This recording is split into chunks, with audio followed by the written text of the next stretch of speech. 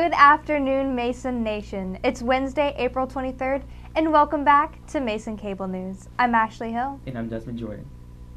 So we have all this stuff on the table. We do. It is for Mason Day. OSM is going to have a table at Mason Day, and we're giving away all of this free cool stuff. What do we have? We have some Frisbees, nice sunglasses. I would wear them now, cool. but not too much wear these. Nice water bottle, tote bag to be sustainable. Wow. So come out to Mason Day to help support Office of Student Media. $5,000 was raised for student scholarships during the G-Bay benefit auction.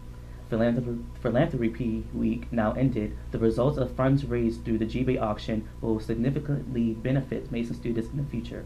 The 5th annual G-Bay silent auction was hosted and created by Mason ambassadors as a means to give back to the George Mason community. Throughout the 5 years the auction has taken place, over $40,000 has been raised for student scholarship funds. The event was held in the JC Atrium and consists of a live auctioning of items to bid on. Specifically, bid winners took home golf club certificates, Mason players production tickets, free parking passes, Washington Nationals tickets, and much more. A bid to have dinner with Doc Nix was even up for grabs. G-Bay has gained popularity each year, and the Mason ambassadors are always hopeful for increased donations and scholarship funds for Mason students. This event served as a great example of students helping students. Well, yesterday may have been Earth Day, but that doesn't mean that the conservation efforts of the students' populace should end. This Friday, Mason Day begins with an attempt at restoring damaged parts of the environment as the Office of Sustainability's Green Patriots have received a grant to begin refurbishing an area near the Rappahannock parking deck that construction has negatively affected. The project will begin at 10 a.m. and run to 2 p.m.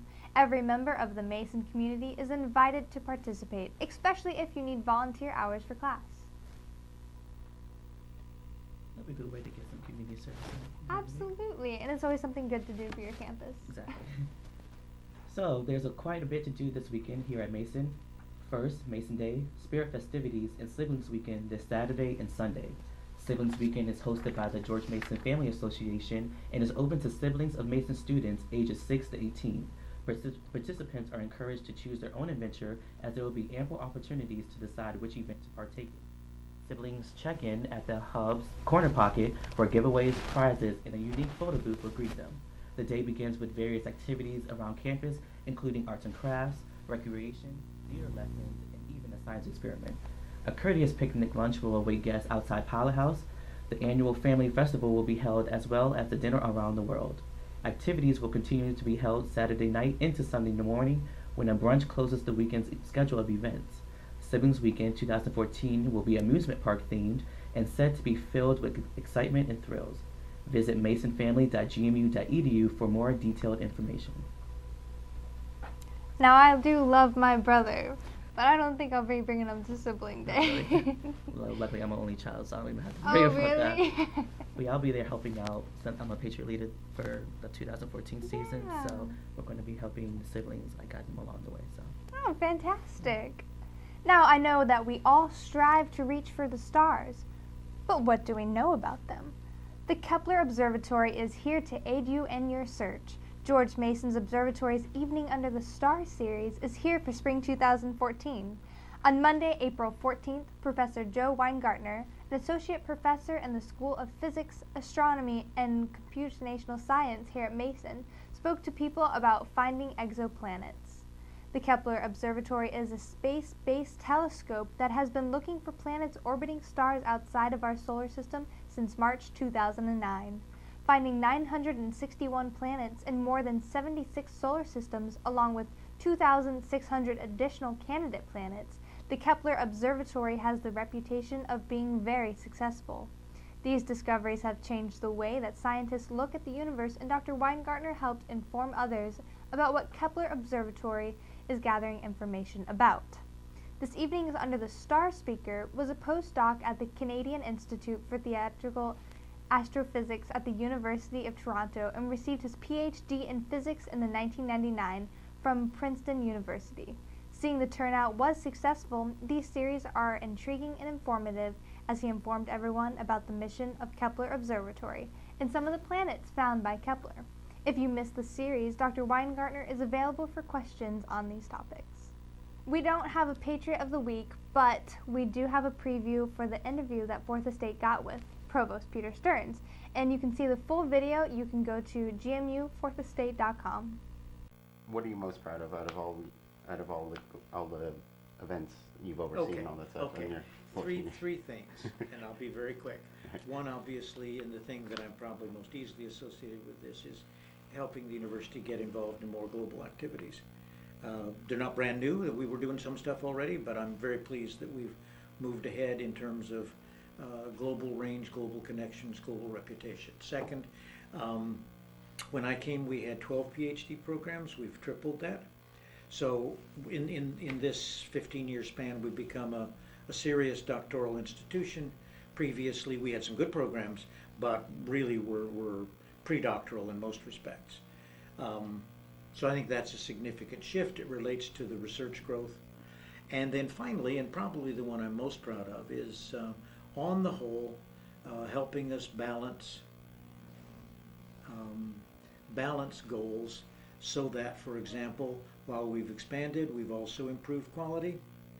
While we've expanded research, we've also paid new levels of attention to teaching. It's the balancing act. And now, onto a commercial break.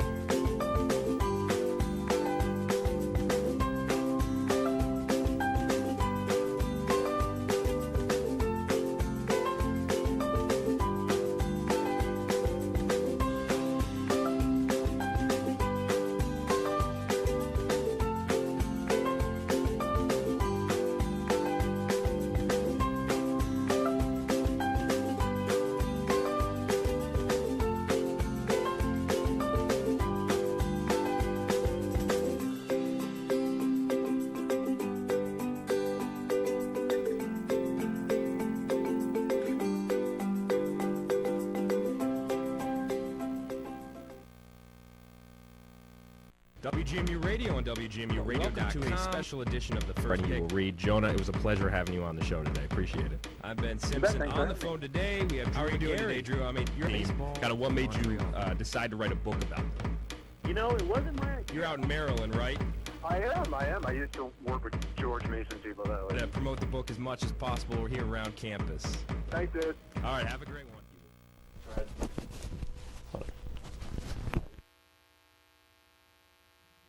.com.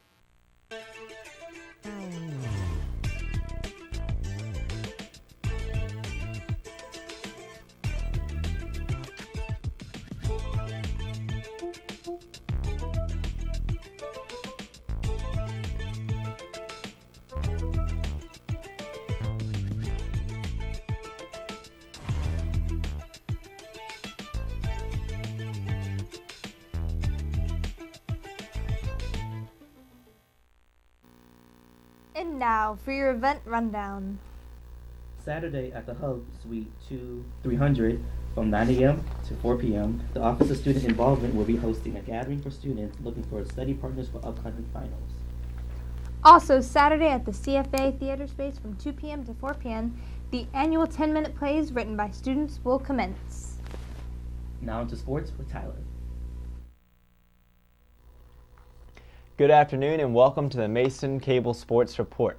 I'm Tyler Byrum. This weekend, the men's volleyball team will take part in the EIVA postseason bracket.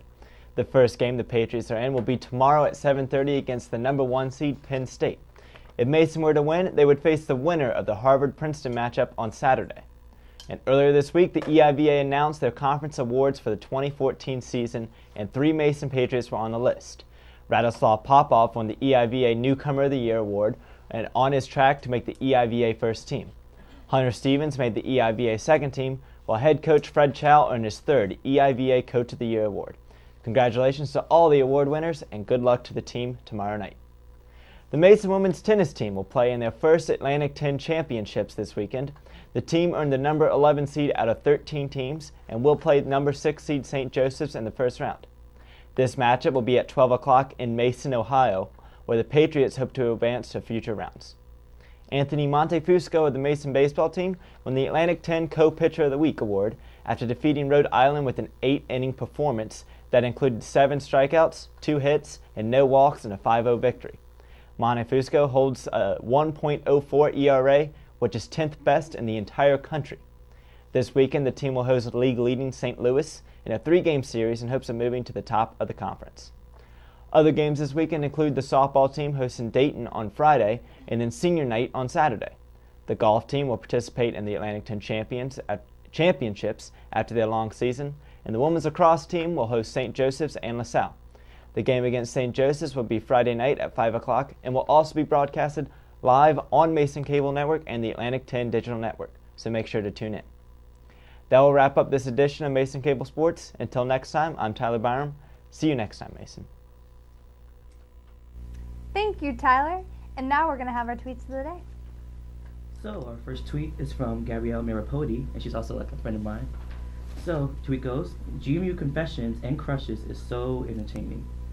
And I can attest to this, like there's some really interesting things you can read on there. Some a little risque, but like definitely interesting if you ever have free time during studying. Yeah, I agree. Well, Alex Randolph said, Wendy's is about to be across the street from GMU. I hope there's not another rumor. Yeah. I don't know. I guess we're just going to have to wait and find out. I haven't heard anything personally. This is actually the first I've heard of it, but... Did you know you're about Chipotle? And then that was a yeah. flop. We'll see. Time will tell. Yes, but that is all we have for today. I'm Ashley. And I'm Desmond. See you next week, Mason.